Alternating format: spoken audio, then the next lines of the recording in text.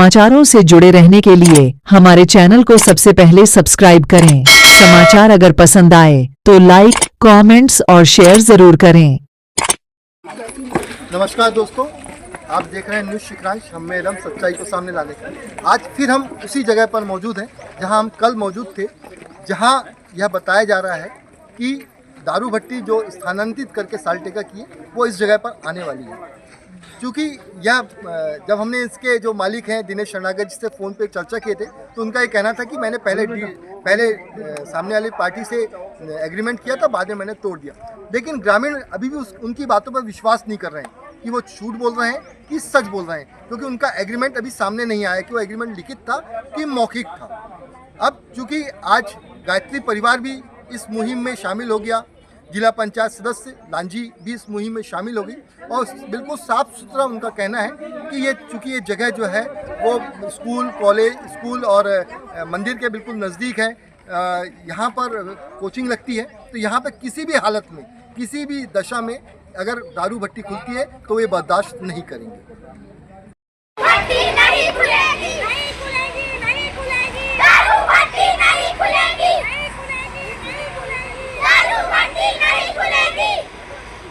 अपने इस ग्राम को सुरक्षित रखने के लिए इस अभियान में साथ में है, ये घोषणा करें। जी, आज का अभियान हमारा नशा मुक्ति के लिए है।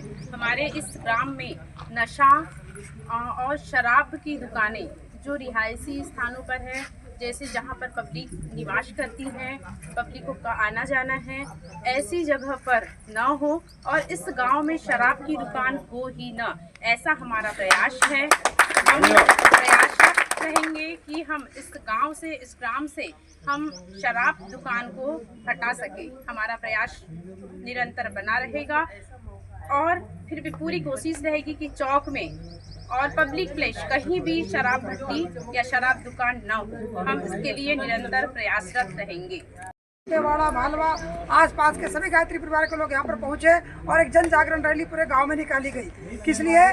ताकि इस नवनिर्मित भट्टी का जो उद्घाटन होने वाला है वह न हो और शराब भट्टी यहाँ से दूर चले जाए।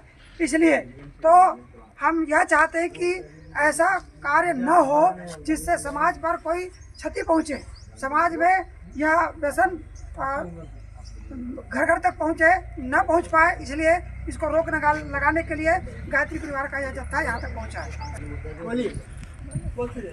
आज सालेटेका गांव में नशा मुक्ति की जो रैली निकाली गई है, समाज में ये बहुत ही बड़ा जो जहर फैला हुआ है उसको रोकने के लिए आज ये रैली निकाली गई है। मैं समस्त गांव के लोग इस नशा मुक्ति अभियान में जुड़े हैं।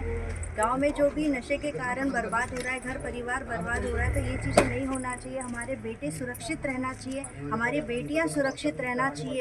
इसलिए समस्त देशवासियों से और हमारे गांव के सभी जनमानस से मेरा निवेदन है कि इस अभियान में एक होकर के इस नशा मुक्ति अभियान को उज्जवल बनाकर हमारे बेटों को सुरक्षित करिए, हमारी बेटी को सुरक्षित करिए और हमारे पूरे परिवार को सुरक्षित करिए।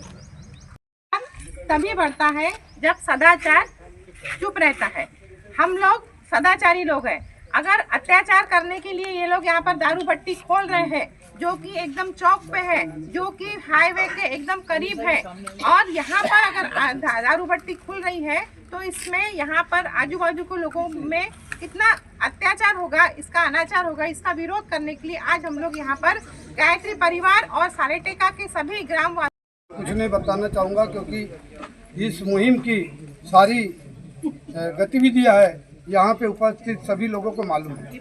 मैं इतना ही कहना चाहूँगा कि इस मुहिम में सभी का सहयोग है, पूरे गाँव वालों का सहयोग है, सभी जाति धर्म वालों का सहयोग है।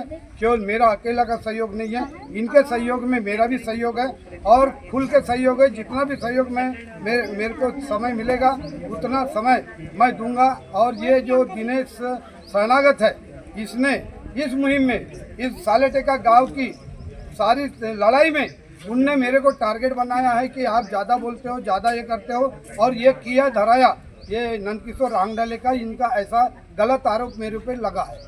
और उनने इतना ही नहीं, इनके द्वारा पूरे गांव की तो हमने जितने लोगों ने यहाँ इस कार्य को रोके हैं, रोकने के बाद भी इतना कंस्ट्रक्शन हुआ है।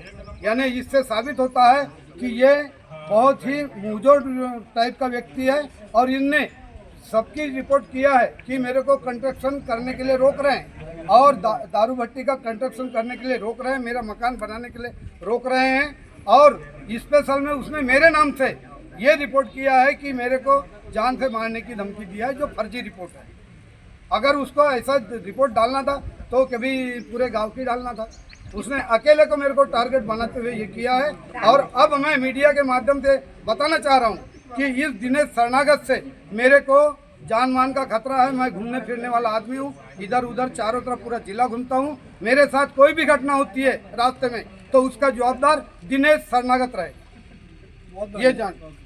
कोई भी घटना मेरे साथ होती है, मेरा एक्सीडेंट होता है, मेरे को कोई गुंडे रोकते हैं, मेरे को कोई बवाली रोकता है, तो उसमें केवल और केवल दिनेश शरणागत का हाथ रहेगा, बाकी किसी का हाथ नहीं रहेगा। ये मैं मीडिया के माध्यम से आपको बताना चाहता हूँ। का विरोध करने और के दारू लिए हम भट्टी लोग के यहाँ पर आए थे सभी लोग, मगर उसने रिपोर्ट ऐसा किया है कि ये मेरे बांधकाम में विरोध कर रहे हैं, जबकि हमको कोई भी उसका विरोध इसलिए नहीं कर रहे हैं हम लोग क्योंकि वो दारू भट्टी खोल रहा है। ग्राम बस यही पंचायत हमारा- से इस कंस्ट्रक्शन की किसी प्रकार की एनओसी नहीं दी गई। हाँ। हिमांशु, किसी प्रकार की स्थानांतरण की एनओसी नहीं दी गई। हमारे साथ डॉक्टर मनीषा जी हैं, उन्होंने पूरी जानकारी हमको दी।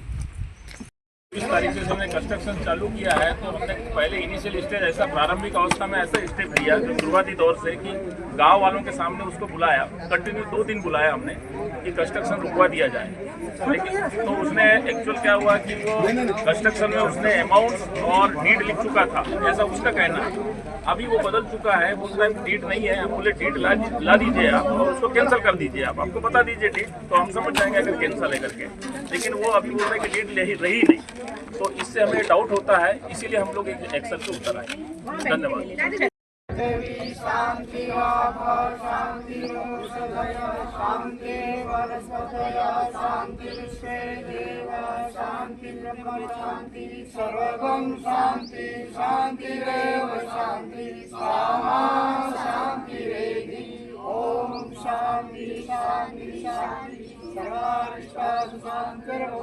भारत माता की आंदोलन में डटकर इस शराब दुकान के लिए को हटाने के लिए हमारे साथ प्रयासरत रहेगी।